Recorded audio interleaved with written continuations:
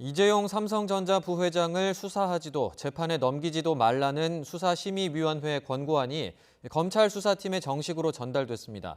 그런데 이 불기소 권고문에는 권고 이유가 명확히 적혀 있진 않은 것으로 알려졌는데요.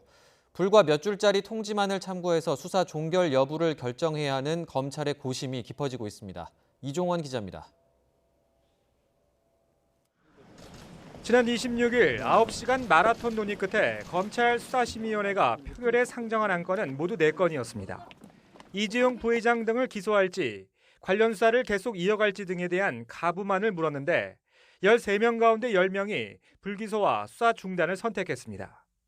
당시 위원회는 국민의 알 권리 보장과 사안의 중대성 등을 고려했다며 짤막한 결과를 담아 이례적으로 보도자료까지 배포했습니다.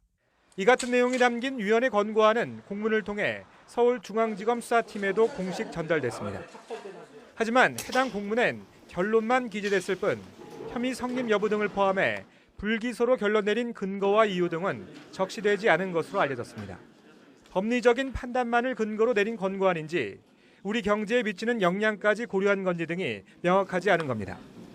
앞서 검찰은 수사심의위에서 통합 삼성물산 출범이 오롯이 이 부회장의 경영권 승계를 위한 유일한 목적으로 진행되면서 시세 조종과 분식회계 등 온갖 불법이 동원됐다는 점을 강조한 것으로 전해졌습니다.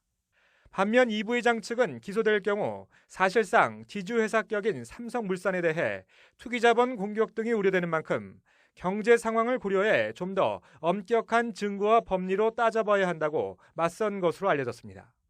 수사팀으로선 1년 7개월 동안 수사가 진행된 복잡하고 전문적인 사건에 대해 몇 줄짜리 결과 통지만을 참고로 지금 당장 수사를 끝낼지 주요 피의자 중 누구를 기소해야 할지 판단해야 합니다. 일단 구속영장까지 청구했던 피의자에 대해 불기소 결정을 내리긴 쉽지 않을 거란 전망이 좀 더 우세합니다. 수사심의 권고를 따르지 않는 첫 사례로 기록되는 것도 부담이긴 하지만 장기간 이어진 수사 과정을 스스로 부정하며 불기소 결정문을 작성할 가능성은 현실적으로 크지 않다고 보는 겁니다. 고발장을 냈던 참여연대뿐 아니라 경실련과 민변 등 시민사회 단체들이 수사심의 결론을 비판하며 강하게 기소를 촉구하는 점도 변수입니다.